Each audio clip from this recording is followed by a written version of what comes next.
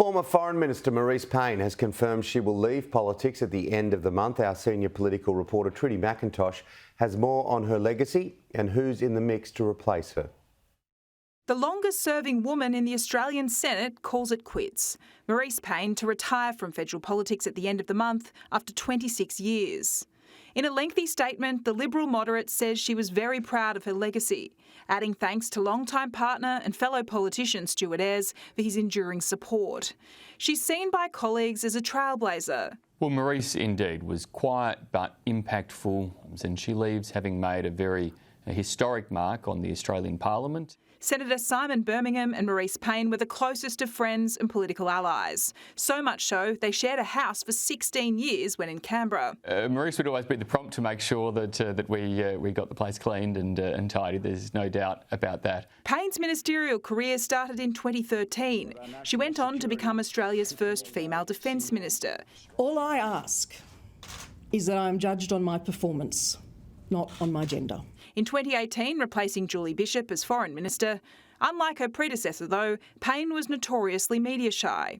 Ironic then that it was this media interview that would contribute to the deterioration in ties with China. The issues around the coronavirus are issues for independent review, and I think it is important that we do that. In fact, Australia will absolutely insist on that. Dealing with a more aggressive Beijing would define Payne's time as Australia's top diplomat.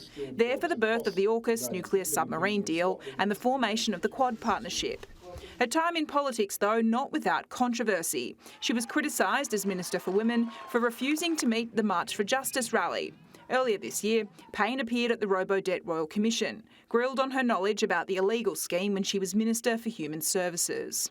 Don't have a specific recollection of that. After last year's election loss, Payne decided not to be part of Peter Dutton's shadow ministry. In her statement, she reveals politics occasionally tested their friendship, but says their shared time in cabinet cemented her regard and respect for him. The opposition leader returned the favour, calling Payne a wonderful colleague and dear friend.